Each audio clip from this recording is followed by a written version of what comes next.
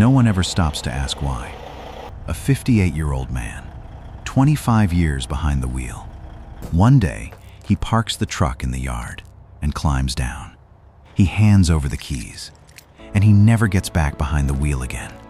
Not because he reached retirement age, not because it was part of the plan, but because something happened before he was ready.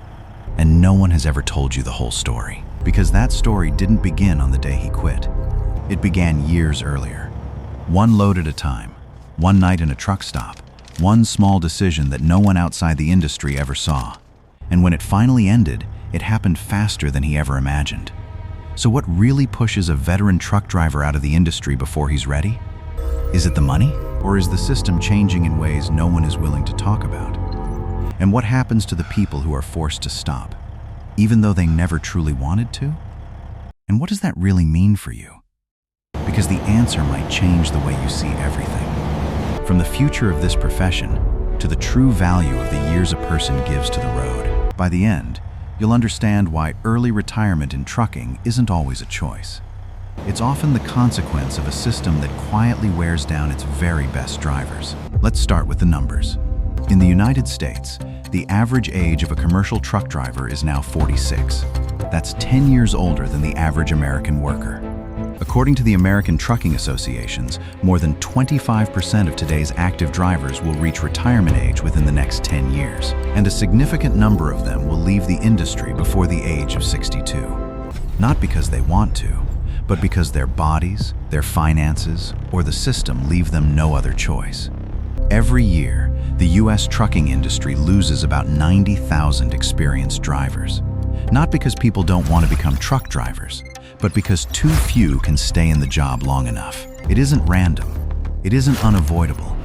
It's the result of years of pressure building up, with no one addressing the root cause. So where did this problem begin? Back in the 1980s, when trucking deregulation reshaped the industry and pay by the mile became the standard. When you're paid for the miles you drive, not the hours you work, not your experience, and not the wear and tear on your body. Your body becomes a tool for generating revenue, not an asset worth protecting. This system wasn't designed to help drivers stay healthy and productive until 65. It was designed to maximize the number of miles driven in the shortest amount of time. Think about the last time you had a truly exhausting work week. Not enough sleep, irregular meals, no time for yourself. Now imagine living that way every single day, with no real way out, for 20 years. Not 1 week, not 1 month, 20 years. And at the end of it all, there's no one waiting to say, thank you for enduring it. Everyone knows long-haul trucking takes a toll on your health. That's no secret. Back pain, worn-out knees, high blood pressure, diabetes. It's the familiar list that just about every veteran driver knows by heart. The U.S. Bureau of Labor Statistics confirms that truck drivers experience occupational illnesses and injuries at significantly higher rates than the national average, especially musculoskeletal disorders and cardiovascular disease. But here's what those numbers don't tell you. Most of these health problems don't appear overnight. They build slowly, over years, often with no obvious warning signs, until they become serious enough to end a career. A 52-year-old truck driver doesn't wake up one morning and decide to retire because of back pain. He wakes up one morning and realizes he's been living with that pain for the past 3 years. It kept getting worse, and now it's reached the point where he can no longer drive safely. That's an important distinction. No single injury ends a truck driver's career. It's 20 years of sitting in a vibrating cab, 20 years of an unpredictable sleep schedule, 20 years of skipped meals or grabbing fast food from a drive-thru at 2 o'clock in the morning, somewhere between Omaha and Des Moines. But even that's only scratching the surface. The real story is just beginning.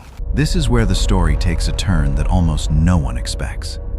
A 2021 study published in the Journal of Occupational and Environmental Medicine followed more than 50,000 commercial truck drivers over a period of 10 years. The results showed that long-haul truck drivers faced an 88% higher risk of cardiovascular disease than people of the same age in the general population. Their risk of developing type 2 diabetes was more than 50% higher. And the average life expectancy of a long-haul truck driver was 16 years shorter than the national average. 16 years. Not just a few years. 16 years. Here's what almost no one talks about. Those numbers aren't just about jobs that wear down the body. They're also about what the healthcare system often fails to provide for truck drivers. Long-haul drivers often don't have a regular primary care physician because they aren't in one place long enough to maintain an ongoing relationship with one. Instead, they visit roadside clinics where there's no continuous medical record. No one consistently tracks the progression of chronic health problems over time. In 2022, a 54-year-old driver named Eddie had been running the Denver to Salt Lake City route for 18 years. He was diagnosed with high blood pressure back in 2017, but without a regular doctor to monitor his condition, his blood pressure was checked only during the mandatory DOT physical every 2 years. Between those medical exams, no one really knew what his blood pressure looked like. In 2022, he suffered a stroke while driving on Interstate 70 in Colorado. He survived. But his commercial driver's license was suspended. At 54 years old, he had to start over. Without a truck, without a career, and without a backup plan. And this is the part that changes everything. Most people assume that when a veteran truck driver retires, he has money set aside. A retirement fund, something to live on. That's the assumption, because he spent 20, 25, or even 30 years doing the job.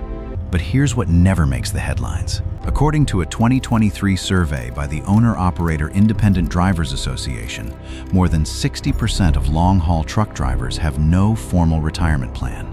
No 401k, no individual retirement account or IRA, no company pension, because many of them are classified as independent contractors, not full-time employees, which means they don't receive those benefits. More than 40% of long-haul drivers between the ages of 55 and 65 say they don't have enough savings to retire within the next 5 years. Even if they want to, they're still driving. Not because they keep choosing to, but because they can't afford to stop. Now put those two realities side by side. A profession that accelerates aging, cutting the average lifespan by 16 years. And a financial system that doesn't protect workers long enough for them to build a secure retirement.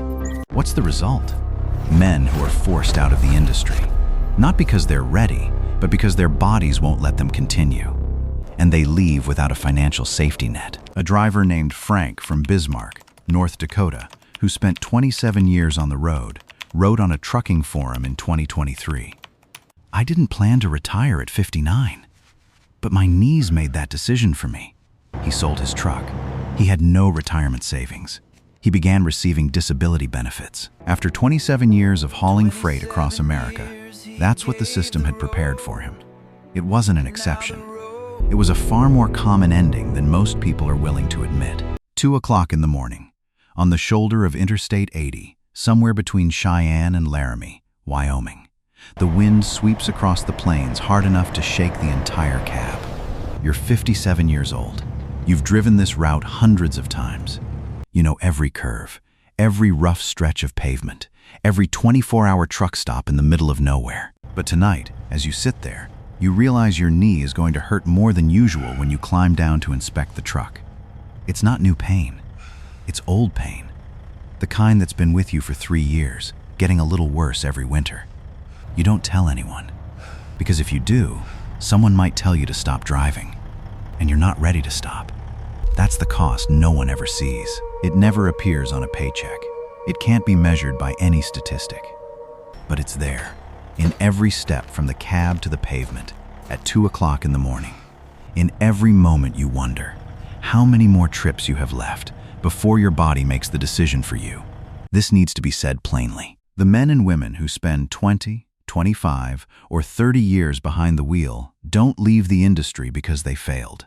They leave because they're part of a system built to take everything they have, their health, their time, and their youth, without any real guarantee that when they reach the end of the road, there will be something left to hold on to. This isn't a story about weakness. It's the story of an industry that keeps borrowing from people who can no longer afford to lend and never had a plan to pay them back. If you're a truck driver watching this, you're not alone. And if you had to leave the road sooner than you wanted, that wasn't your fault. You did your part.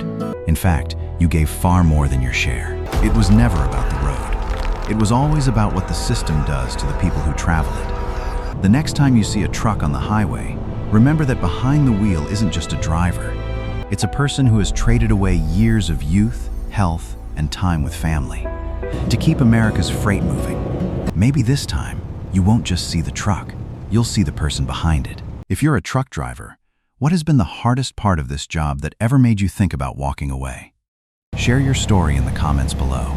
And if this video helped you better understand the lives of truck drivers, don't forget to hit the like button, subscribe to the channel, and share this video so more people can discover the real stories behind the wheel.